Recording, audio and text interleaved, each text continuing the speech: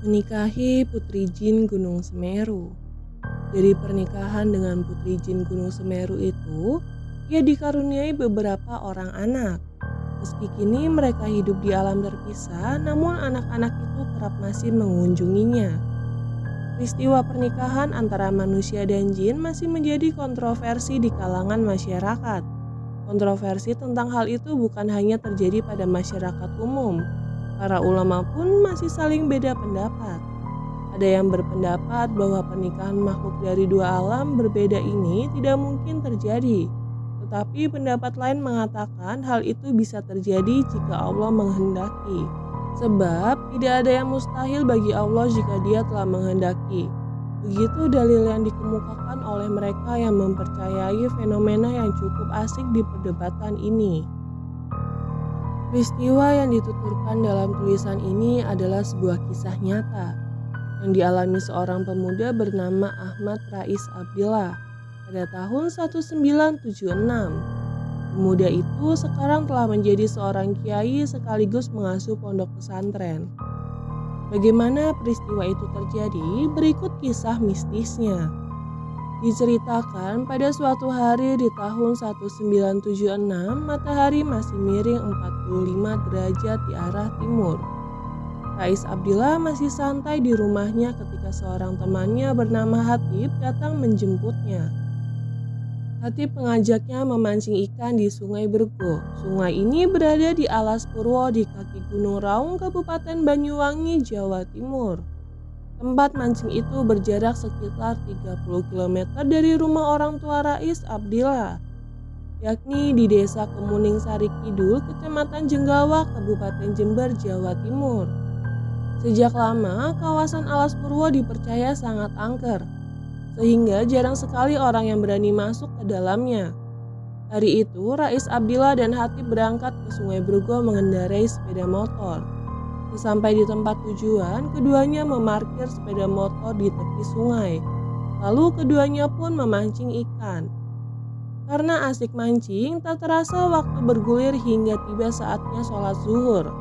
Hatib masih saja memancing ketika terdengar suara azan. Sementara itu, Rais Abdillah buru-buru berwudu untuk segera sholat. Saat mengambil air wudu inilah, tiba-tiba ia mendengar suara perempuan yang menyapanya. "Permisi mas, aku tersesat, apa boleh aku bertanya?" Mendengar sapaan itu, Rais spontan menoleh ke arah asal suara. Lihatnya ada seorang wanita cantik duduk di punggung kuda putih. Pakaian wanita itu berupa baju sutra hijau yang menutupi seluruh tubuhnya dari leher hingga mata kaki. Aneh, dari mana datangnya wanita itu, pikir Rais. Sesaat mata Rais Abdillah beradu pandang dengan wanita itu, dengan terheran-heran Rais melangkah mendekati si gadis. Karena merasa aneh dan ada wanita cantik di tengah Alas Purwo, Rais pun memberanikan diri bertanya, "Adik ini siapa? Kok berani main di hutan sendirian?" Yang ditanya tersenyum menawan. "Saya tersesat mas, teman-teman sudah pulang semua, saya ditinggal sendirian. Dan saya tidak tahu jalan pulang, mas bisa mengantarkan saya kan?" Kata gadis itu penuh harap. Aneh, seperti dihipnotis, Rais Abdillah mengiyakan permintaan gadis itu. "Tapi adik pulangnya kemana?" tanyanya. "Ke Gunung Semeru mas," jawabnya singkat. Rais semestinya bingung mendengar jawaban itu, namun karena ada kekuatan gaib yang mempengaruhinya, maka dengan entengnya ia menjawab, "Baiklah kalau begitu saya naik motor dan kamu naik kuda," demikian kata Rais. "Kita naik kuda saja, motornya ditinggal di sini," kata gadis misterius itu dengan suara manja. Rais termenung sesaat. "Ya sudah, saya duduk di depan, kamu di belakang," kata Rais mengalah. "Masa begitu mas, yang di belakang saya di depan," tajuk si gadis dengan suara manja. Mereka lalu naik ke punggung kuda meninggalkan Alas Purwo menuju Gunung Semeru. Jarak Alas Purwo dengan Gunung Semeru sekitar 200 km. Sungguh sebuah jarak yang lumayan jauh. Anehnya, lari kuda yang mereka tunggangi itu makin lama makin kencang dan perlahan-lahan bahkan mengangkasa. Rais Abdillah dapat menyaksikan dengan jelas pohon-pohon di Alas Purwo yang berada di bawah mereka. Tapi saat itu mulutnya seakan-akan terkunci untuk bertanya. Bahkan dia merasa hal itu wajar saja. Dalam perjalanan itulah Rais merasakan aroma wangi dari tubuh wanita itu. Ia lalu menyorongkan wajahnya ke muka untuk melihat wajah si gadis yang duduk di depannya. Rais terpengaruh. Gadis itu ternyata sangat cantik dan berkulit halus mulus. Sebagai pemuda baru kali ini, sebagai pemuda baru kali ini Rais melihat gadis yang kecantikannya luar biasa. Lalu muncul hasratnya untuk memperistri si gadis. "Namamu siapa, Dik?" tanya Rais tanpa basa-basi. Sejak pertemuannya di pinggir sungai Bergo tadi, keduanya belum mengetahui nama masing-masing. "Maimunah, Mas," jawabnya. Suara gadis itu terdengar merdu sekali. "Kau mau jadi istri saya?" Rais kembali bertanya. Ia sendiri tidak mengerti mengapa bisa senekat begini. "Saya mau asal abah saya mengizinkan," katanya memberi angin seraya minta Rais Abdillah menyampaikan hal itu kepada ayahnya sesampai mereka di rumah nanti. Maimunah kemudian menuturkan bahwa dirinya punya 15 saudara perempuan yang semuanya sangat mirip dengannya. "Jika abah mengizinkan Mas menikahi saya, maka abah akan meminta Mas menunjuk diri saya dengan tepat di antara 16 gadis, termasuk dirinya yang semuanya serupa," papar Maimunah. "Kalau Mas bisa menebak dengan tepat, maka saya jamin kita pasti akan dinikahkan," tambahnya. "Lalu bagaimana saya bisa membedakan adik dengan saudara-saudaramu?" tanya Rais Abdillah. "Nanti akan ada tanda. Saat Mas disuruh menebak, akan ada seekor Samberlilen, sejenis serangga yang biasa digunakan untuk bahan pembuatan susu kecantikan, hinggap di salah satu bahu kami. Nah, itulah saya," katanya. Singkat cerita, tibalah mereka di kampungan halaman Maimunah, yakni sebuah perkampungan bangsa jin di puncak Gunung Semeru. Kehidupan di sana hampir sama dengan kehidupan manusia. Di sana ada pasar, masjid, kios-kios pedagang, dan orang-orang yang hilir mudik. Sesampai di rumah, mereka disambut ayah Maimunah. Sang ayah mengaku bernama Haji Abdullah. Rais pun diperkenalkan dengan 15 saudara perempuannya. Maimunah rasa terpengaruh karena semuanya sangat mirip dengan Maimunah, gadis yang baru saja bersamanya tadi. Saat itu Rais tidak dapat membedakan mana Maimunah dan mana yang bukan.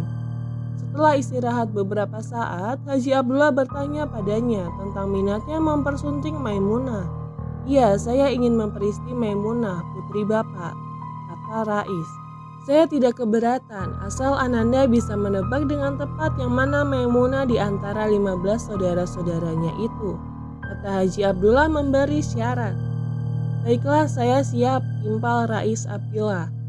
Maka acara menebak pun dimulai. Haji Abdullah memanggil ke-16 putrinya agar berkumpul. Setelah mereka berkumpul, Rais dipersilakan menebak. Rais pun mulai berputar-putar di sekitar ke-16 putri jin itu. Dia kebingungan menebak karena tanda-tanda yang disebutkan Maimunah belum nampak. Namun, tak lama kemudian seekor Samberlilen masuk ke ruangan itu, berputar-putar sejenak lalu hinggap di bahu salah seorang gadis putri Haji Abdullah. Tanpa menunggu lama, Rais langsung menunjuk gadis itu sebagai Maimunah. "Yang itu," seru Rais Abdillah, yang langsung disambut dengan pelukan oleh Haji Abdullah. Tepat, ternyata Ananda punya pandangan makrifat. "Belajar di mana ilmu makrifat itu?" kata Haji Abdullah. Setelah itu tuan rumah pun langsung menggelar acara pernikahan putrinya dengan Rais Abdillah. Acara berlangsung dengan tata cara Islam namun sangat sederhana. Setelah resmi menjadi menantu Haji Abdullah, Rais diminta mertuanya untuk membantu berdagang. Tugasnya adalah menjaga kios milik mertuanya, yakni sebuah kios yang menyediakan semua kebutuhan dapur. Mulai dari beras, kunyit, jahe, merica, dan segala bumbu dapur komplit tersedia. Perkawinannya dengan putri jin ini membuahkan 3 orang putri, yang masing-masing diberi nama Hunaina, Dalila, dan Fatihah. Waktu terus berjalan. Tak terasa telah 10 tahun berlalu. Rais tiba-tiba rindu pada ibunya di kampung. Ia lalu mengutarakan hal itu pada mertuanya. Sang mertua maklum, dia memberi izin Rais pulang sekalian membawa anak dan istrinya. Tapi sayangnya, istrinya tidak bersedia ikut Rais ke kampungnya. Alasannya, dia tidak bisa pisah dengan orang tuanya. Rais diminta memilih tetap tinggal bersamanya atau ingin pulang, tapi mereka harus bercerai. Karena merasa sudah sangat lama tidak bertemu ibunya, Rais pun memilih berpisah dengan istrinya. Terpaksa ia harus pulang sendiri ke kampung halamannya. Namun perceraian itu tidak membuat mereka bertengkar. Mereka bercerai secara baik-baik. Bahkan ketika hendak berangkat, Rais pun dibekali oleh mertuanya sekeranjang kunyit. Ia pun dipinjami kuda putih yang pernah ia tunggangi bersama istrinya Maimunah. Rais Abdillah kemudian dilepas oleh istri dan anak-anaknya beserta mertua dan adik-adik ipar yang 15 orang itu. Suasana haru mengantar kepergian Rais Abdillah. Sebagaimana ketika berangkatnya dulu, ketika pulang ini pun kuda yang dia tunggangi tidak menjejak tanah. Kuda jin ini meluncur di angkasa kira-kira 2 kali tinggi pohon kelapa. Dalam perjalanan itu pula, ia dapat menyaksikan aktivitas penduduk yang dilewatinya. Ia melihat dengan jelas beberapa tetangganya yang tengah ngobrol di pasar, di jalan, bahkan ada yang sedang mengayuh becak. Ketika berjumpa dengan para tetangganya itu, ia ceritakan apa yang dilihatnya tadi. Para tetangganya membenarkan. Yang membuat heran para tetangganya, tempat mereka beraktivitas antara satu dengan yang lainnya berjauhan. Terpisah sampai puluhan kilometer dan mereka tahunya Rais Abdillah berada di Alas Purwo. "Kok kamu tahu? Padahal saat itu kamu di Alas Purwo?" tanya seorang tetangganya terheran-heran. Rais hanya tersenyum saja. Mengenai kunyit pemberian mertuanya tadi, oleh Rais dibuang satu persatu di sepanjang perjalanan. Ketika mendekati kampungnya, kunyit itu hanya tersisa satu. Yang terakhir ini tidak dibuangnya. Karena bentuknya unik, yakni merupai sebuah gelang. Karena bentuknya itulah, maka Rais pun memakainya sebagai gelang di tangan kiri.